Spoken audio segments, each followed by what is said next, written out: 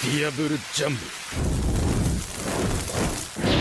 Yo les bros, c'est Goji, j'espère que vous allez bien. Alors là du coup, c'est la première fois que vous me voyez, je crois, filmer autant à l'arrache. Cette vidéo n'était absolument pas prévue et je ne prévois pas de refaire ce style de vidéo. Mais là, le dernier, donc en fait le trailer du film de One Piece qui a été annoncé il y a de ça quelques mois vient de sortir. Nous avons donc le titre du film qui se nomme One Piece Stampede, ainsi que sa date de sortie qui est du coup je crois le 9 juillet 2019. Donc finalement c'est dans moins de 10 mois, dans moins de 9 mois. Et donc je voulais vite fait revenir avec vous là-dessus parce que finalement il se peut que ça n'ait pas spécialement un lien avec le présumé film des Rocks dont on pensait il y a aussi de ça quelques mois parce qu'il y aurait eu une sorte de leaks ou quoi. Enfin bref, là ce que j'avais envie de faire c'est juste revoir le trailer avec vous en même temps que vous et essayer de voir, faire un peu comme tous les youtubeurs qui font dans les analyses de trailers et de réactions, n'est-ce pas. En soi, le trailer est très simple, c'est juste la fin qui est intéressante, donc je veux quand même le revoir une fois avec vous, histoire de voir s'il y a vraiment quelque chose à tirer ou quelques petits indices, éléments un petit peu cachés, et donc surtout voir pour la fin, et surtout, vous donner l'information du film, de la sortie et du titre surtout. Donc on va voir maintenant. Alors en fait, ça commence très simplement par... En fait, c'est comme ça tout le long, quasiment. C'est une sorte de flashback, de throwback à propos des histoires de Luffy, des Muggy, quoi. Donc là, pour l'instant, il n'y a absolument rien. Pendant le trailer dure 1 minute, pardon, et pendant peut-être 55 secondes, il se passe rien de fou, rien de nouveau ou quoi que ce soit. C'est juste des flashbacks sur toutes les aventures des Muggy. Est-ce que finalement, ça n'aurait pas un rapport avec, du coup, la fin du film, le but du film? Je ne sais pas, c'est surtout sur la fin, donc c'est intéressant, car justement, on voit une espèce d'entité monstrueuse, faite de métal, qui m'a énormément fait du coup penser à Kid, et donc qu'on voit dans l'ombre, dans le brouillard, et le film en gros s'arrête de cette façon, le trailer s'arrête de cette façon, et c'est tout. Donc qu'est-ce qu'on voit? On voit surtout que du coup il y a les Mugiwara, donc les Mugiwara basiques, donc jusque là ça va, et c'est surtout le fait qu'il y ait ce fameux personnage à la fin qui me semble, je le mets en plus grand écran, qui me semble juste énorme. On voit un chapeau de Luffy qui vole en mode... il s'est passé quelque chose pour Luffy, n'est-ce pas? Il perd son chapeau, etc. Et donc tu vois cette envergure, ce pied de géant. Est-ce que ça peut avoir un rapport avec du coup les Rocks? Parce que les Rocks, de ce qu'on sait, c'était l'équipage de Big Mom, de Kaido, avant qu'il devienne empereur. Donc est-ce que l'antagoniste principal du film pourrait avoir réellement un lien avec ça, sachant que le titre Stampede n'a absolument rien à voir avec ce qui avait été prévu donc au niveau des Rocks. Normalement le film devait s'appeler One Piece Rocks, quelque chose comme ça. Là pour l'instant il n'y a absolument pas de lien apparent, mais après voilà, le personnage en question, l'antagoniste, l'ennemi principal, semble être quand même assez massif, semble avoir une puissance, on peut pas donner de titre ou d'évaluation, mais en tout cas pour que ça nous laisse en fait vraiment sous-entendre que là Luffy, plus que dans Gold par exemple, risque d'avoir de subir vraiment une défaite cuisante. C'est un peu le truc que j'ai, le ressentiment que j'ai, et peut-être que le flashback fera en sorte que ses amis à ce moment-là, ceux qui du coup ont été présents, style Jinbe et Vivi, qui n'étaient pas spécialement présents dans l'équipage récemment, apporte une certaine aide ou un certain rôle. Le titre Stampede, c'est une traduction de quoi, je crois que c'est débandade, ruée, des trucs comme ça. En fait, c'est quelque chose de désordre en fait. C'est vraiment Stampede, c'est le bordel en gros. Donc en gros, on peut traduire le titre du film par One Piece bordel. Donc c'est vrai que là pour le coup, on sait pas trop quoi s'en tenir. C'est trop tôt pour se faire une idée ou quelque chose de vraiment concret là-dessus. C'est vraiment trop tôt. Par contre, les prochains trailers risquent justement d'avoir un peu plus d'impact, un peu plus de révélation sur ce côté-là. Là, c'était vraiment, je pense, une mise en bouche. Et voilà, donc là, on n'a vraiment rien à en tirer de bien concret. À part que, moi, le personnage en question, l'antagoniste principal, donc comme je le disais, qui paraît assez ouf et qui pourrait être éventuellement lié au rock, malgré tout, me fait penser vraiment à un truc en rapport avec Kid, parce que c'est en fait toute une machinerie assez complexe, et ça fait penser justement au fruit du démon de Kid, qui était justement des métaux et des aimants surtout. Donc c'est vrai que de ce côté-là, ça y fait énormément penser. Est-ce que ça serait pas plutôt quelque chose en rapport avec les pacifistas, les cyborgs, les créations peut-être Vegapunk du coup. Est-ce qu'on verrait pas une sorte de créature monstrueuse, genre je sais pas, une pseudo-entité robotique parce que là, de ce qu'on voit, au-delà d'être une simple armure, c'est toute une machinerie sur le corps qui a l'air d'être en place.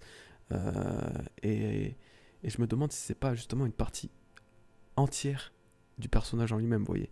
Donc voilà, on peut se baser que sur une seule photo, une seule courte vidéo qui nous dévoile pas assez de choses, hein, clairement.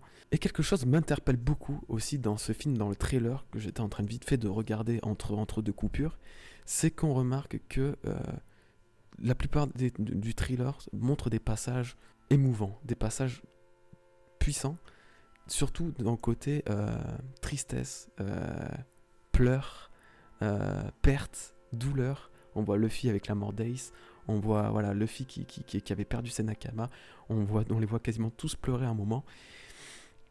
Ça laisse vraiment rien de présager de bon sur, on va dire, le déroulement du film, n'est-ce pas? Et là, pour le coup, je pense que s'il n'y a pas de mort dans le film, ça sera vraiment basé sur la pseudo-perte de quelqu'un, la pseudo-perte d'un Mugiwara, genre on ne sait pas qui, un des Mugiwara, peu importe, qui nous fait, qui nous montre une pseudo-mort de ce Mugiwara justement, et parce que pour qu'il y ait autant d'éléments de tristesse, d'émotion, ça me paraît un peu trop, on va dire, trop bizarre. Il y a des liens qui ont été faits, et les passages pris dans l'anime là ne sont pas pris au hasard, parce que si on regarde bien, il n'y a absolument pas l'arc de Trailer Bark par exemple, il n'y a qu'un très court passage de l'arc de l'île des hommes poissons, il n'y a un très court passage de l'arc d'Enies Lobby aussi, un seul passage aussi de Dressrosa, tandis que d'autres arcs ont été beaucoup plus appuyés.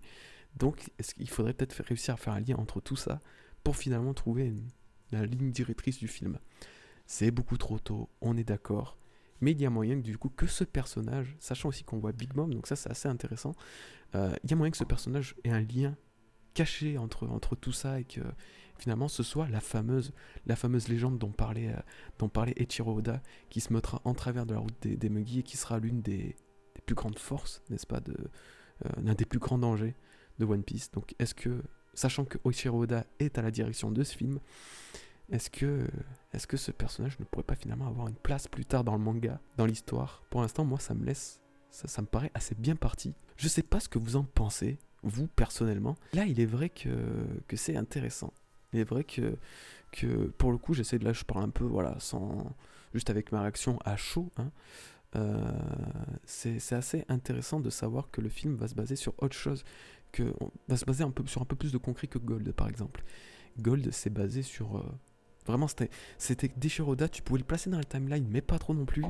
Et c'était un peu le problème de ce film. Il n'avait pas réellement de cohérence, parce que c'était à une époque où tu avais Sanji juste après l'arc de Dressrosa, par exemple. Donc voilà, ils n'avaient pas encore atteint Zou, c'était un peu le bordel. Là, il y a moyen que ça se cale un peu mieux dans la timeline, dans la chronologie de One Piece. Et que du coup, par conséquent... le personnage en question, l'antagoniste principal, puisse avoir un lien justement dans l'histoire. Parce qu'il ne faut pas oublier que normalement Oda fait en sorte de rendre ses films canon du coup. Comme on a pu le voir avec Z ou Strong World. N'oubliez pas que Strong World avec Shiki avait été mentionné.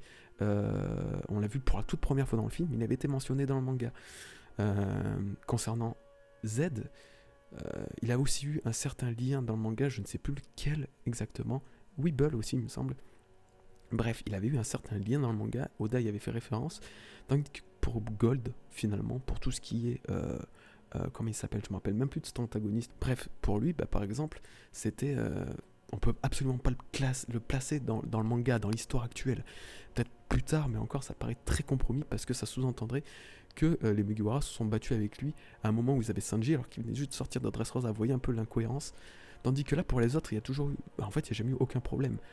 Pour Z et Strong World, tout allait bien. Je veux dire, les Mugiwara étaient réunis. De toute façon, ils étaient réunis. Et voilà, donc c'est vrai que là, pour le coup, il y a moyen que le film soit un peu plus dans la cohérence. C'est le ressenti que j'en ai. Après, ça reste clairement clairement pas dit, comme je vous l'ai dit. Là, actuellement, je parle et tout avec vous parce que c'est la première fois que je fais une sorte de réaction à chaud. Et donc, je trouve ça quand même pas mal. Je trouve ça assez intéressant que vous ayez plusieurs facettes de mon travail, que ce soit des théories travaillées, des reviews un peu plus aussi à la va-vite, mais toujours avec un certain travail, je veux dire, de notes. Là, c'est plus du freestyle. Ça plaira à d'autres et ça déplaira à certains, je le sais très bien, et c'est pas quelque chose, c'est pas un contenu que je veux, qui ne sera récurrent de toute façon sur ma chaîne. Là c'est sûrement l'une des seules vidéos que vous verrez de ce style, mais c'est vrai que j'avais envie d'en parler à chaud parce que quand même, mine de rien, c'est intéressant. Un film One Piece, surtout que le déroulement, comme je vous l'ai dit, moi il me paraît très très important.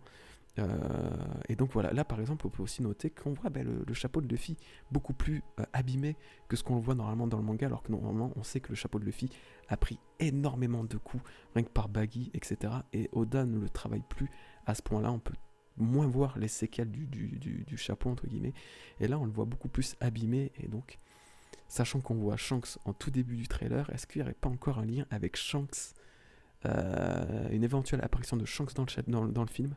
Moi, pour le coup, ça va. Si je dois donner mes prédictions, je pense pas qu'on ait spécialement un rapport avec les Rocks, honnêtement. Parce que Stampede, ruée, débandade, je pense que c'est plus quelque chose qui va se passer. Ça va être plus dans le vif, plus une action rapide de quelque chose, en fait. Je sais pas comment vous expliquer, mais je pense que le problème qu'il va y avoir, il va falloir régler vite. Et les Rocks, ça va être traité dans le manga, ça sera quelque chose qui va se faire sur la durée. Là, le coup de Stampede, je pense que ça va être vraiment un truc où des grandes forces vont s'affronter assez rapidement. Donc c'est pour ça que je pense que Shanks sera à l'honneur. Il y a vraiment moyen. Je pense que du coup, il y a moyen que le gouvernement, il y ait un lien avec justement tout ce qui est Vegapunk robotique, ou du moins gouvernement, et que du coup une éventuelle mort d'un Mugiwara, d'un personnage, fasse son apparition. Enfin, pas une vraie mort, mais du coup, un petit cliffhanger un peu à la con. On sait très bien qu'aucun Mugiwara mourra dans le film, mais c'est ce qu'on va vouloir nous faire croire pendant quelques instants. Autant pour moi, c'est ce qu'on va vouloir nous faire croire pendant quelques instants. Et je pense que ça se basera sur quelque chose comme ça. Donc voilà, je sais pas les bros, écoutez, donnez-moi un peu vos avis, vos retours sur ce tout petit trailer qu'on a pu voir. J'en reparlerai à l'avenir quand on aura plus d'informations, j'en ferai un bon guide. C'était vraiment à chaud pour vous parler cette preview qu'on a du film. Donc je vous remercie d'avoir regardé cette vidéo, je retourne bosser sur le projet qu'on a dans les jours à venir. Mais ça, je peux pas en parler plus, on en parlera vendredi. Peace les bros, passez une bonne soirée et je vous dis à bientôt. Peace les bros.